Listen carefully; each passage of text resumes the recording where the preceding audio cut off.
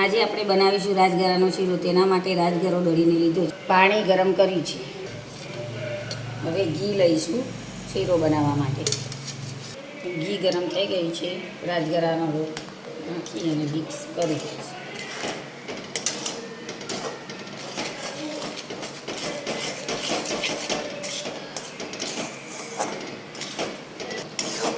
આપણો લોટ શેકાય ત્યાં સુધી આપણે હલાવી દઈશું. આપણો આપણા રાજગરાનો લોટ શેકાઈ ગયો છે. હવે પાણી ગરમ દઈશું.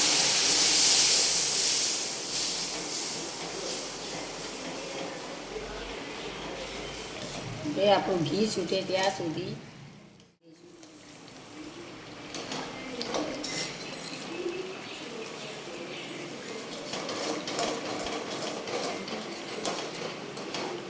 તો હવે ખાંડનું પાણી બળી જાય ત્યાં સુધી ચડવા દઈશું. ગયું છે જો